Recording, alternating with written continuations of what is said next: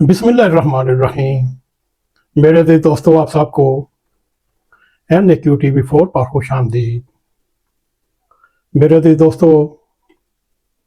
अगर जिक्र पाकिस्तान का किया जाए या वतन अजीज़ का किया जाए, इतने मसाइल हैं कि आदमी किस किस मसले की तरफ ध्यान रखे, कौन सा व्लॉग, कौन सा प्रोग्राम आपके सामने रखे।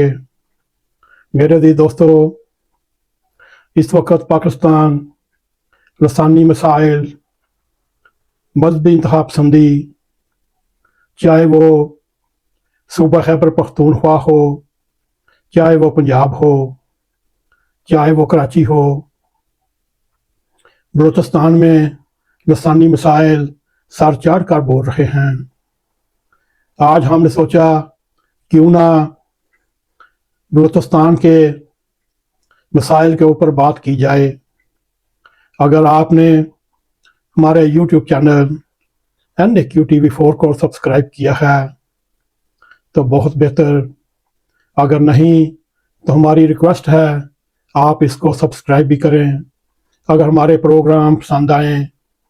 इनको लाइक करते हुए अपने अज़ीज़ो कारम में, दोस्तों में शेयर करते हुए बेल आइकॉन को ज़रूर क्लिक करें ताकि हमारी आने वाली वीडियो आप तक पहुंच रहें। मेरे अज़ीज़ दोस्तों, इस वक्त बलूचिस्तान कई महीनों से उसका निज़ाम ज़िंदगी मफलूज होकर रह चुका है। अगर चंद हफ्तों से उसकी सूरत हाल देखी जाए तो सूबे को मुल्क के मुख्तलिफ हिस्सों से मिलाने वाली पेशतर सड़कें मुजाहिरीन ने बंद कर रखी हैं और सोने पे सुहागा, और मौजूदा हुकूमत ने भी इन मुजाहिरीन को रोकने के लिए सड़कें खोल कर रखी हैं ताकि ये जो लॉन्ग मार्च या कोटा के पास, लखपास के पास धरना दिया हुआ है, जो बलूचिस्तान के एक नवाब सरदार अख्तर मेंगल की सरबराही में कई दिनों से वहाँ बैठा हुआ है,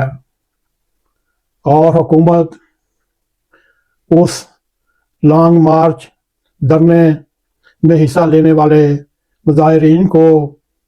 कोटा शहर में रोकने की भरपूर कोशिश कर रही है। अभी तक हुकूमत अपनी कोशिश में कायम और दायम है। अगर देखा जाए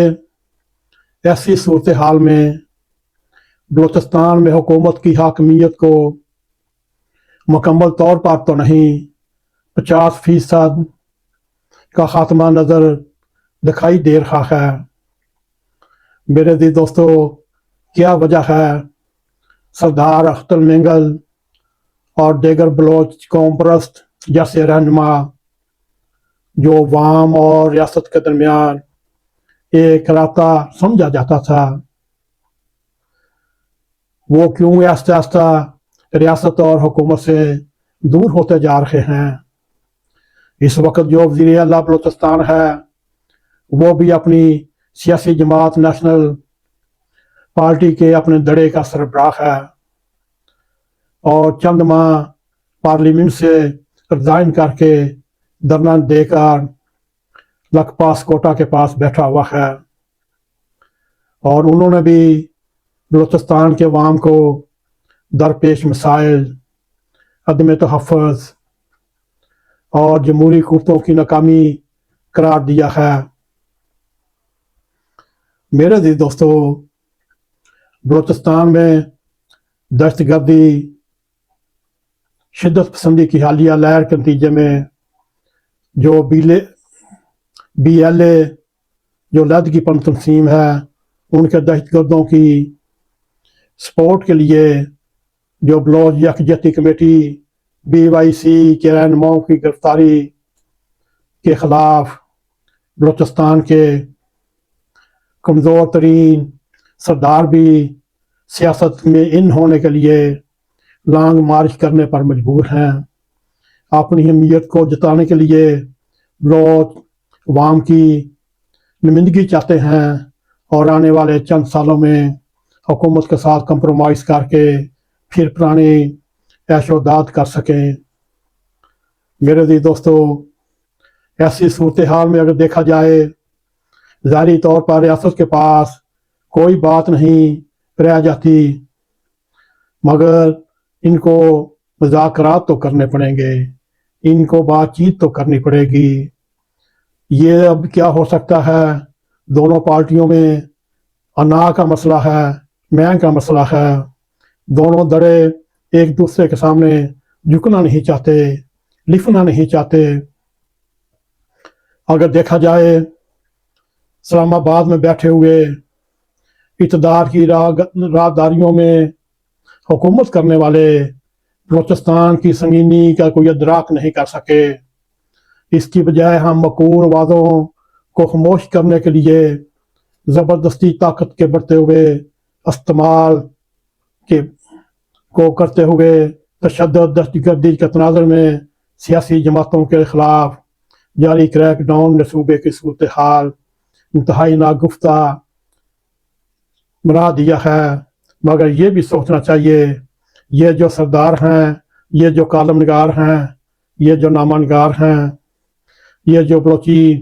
سیاستدان ہیں، ان کو بھی سوچنا چاہیے، جو دہشت گرد ہے وہ دہشت گرد ہے، جو علیحدگی پسند ہے وہ علیحدگی پسند ہے۔ ان کو بھی بلا وجہ ان دہشت گردوں کی حمایت نہیں کرنی چاہیے،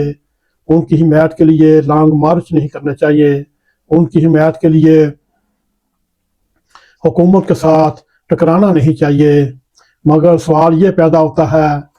اس وقت بلوچستان کی جو ٹوٹی پھوٹی صوبائی حکومت ہے، اس کی قانونی حیثیت کے اوپر بھی ایک سوال پیدا ہوتا ہے۔ اس وقت دیکھا جائے صوبائی حکومت بلوچستان بھی مکمل طور پر ناکام ہو چکی ہے، اور ظاہر ہے اصل طاقت اسٹیبلشمنٹ کے پاس ہے، ریاست کے کرداروں کے پاس ہے، جو صورتحال صرف سیکورٹی لیپس دیکھتی ہے، یہ ریاست کے لوگوں کے دل و دماغ سے محروم ہونے کی وجہ بن رہی ہے۔ یوں اسٹیبلشمنٹ اور پاکستان کے عوام میں دوریاں پیدا ہوتی جا رہی ہیں، بغض پیدا ہوتے جا رہے ہیں، نفرتیں پیدا ہوتی جا رہی ہیں۔ میرے عزیز دوستو، یہ حالات یقینی طور پر دہشت گرد گروہوں، علیحدگی پسند تنظیموں کو زیادہ سے زیادہ مخالفت پر آمادہ کرنے کے مترادف ہوگا۔ میرے عزیز دوستو،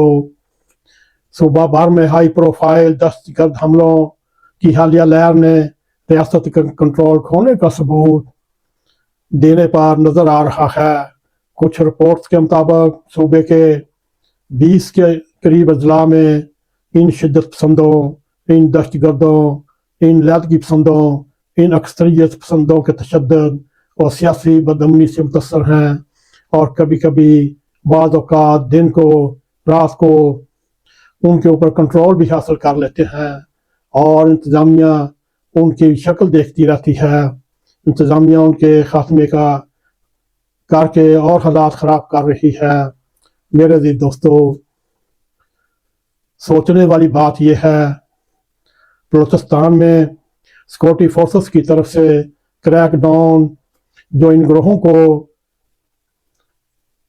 ستیہ ناش کرنے کے بجائے ان گروہوں کو مزید ایندھن فراہم کیا جا رہا ہے، مزید نوجوان لڑکیاں اور لڑکے ان میں شامل ہوتے جا رہے ہیں، اور دیکھنے میں یہ آیا ہے خواتین جنگجوؤں کی بڑھتی ہوئی شمولیت نے بلوچ علیحدگی پسندوں، اکثریت پسندوں کو مزید خطرناک مخلق بنا دیا ہے۔ میرے عزیز دوستو، اگر مجید بریگیڈ کو دیکھا جائے، اس خودکش حملہ تنظیم کو دیکھا جائے، ان میں خواتین کی بھرتیاں حیرت انگیز طور پر سب سے آگے ہیں۔ حالیہ دنوں میں خواتین خودکش حملہ آوروں کی دہشت گردانہ حملے کی بہت سے واقعات سامنے آئے، خاص طور پر سیکورٹی اہداف پر خواتین بھی حقوق کی تاریخ کی قیادت کر رہی ہیں، وہ بھی ان خواتین کی مدد کر رہی ہیں، بی ایل اے کی مدد کر رہی ہیں، علیحدگی پسند گروہ بی ایل اے کا سیاسی چہرہ ہیں، اور بی ایل اے کے ذہن و فطین قائدین نے بھی عورت ذات کو سیاسی چہرے کے طور پر سامنے رکھا ہوا ہے۔ اگر سیکورٹی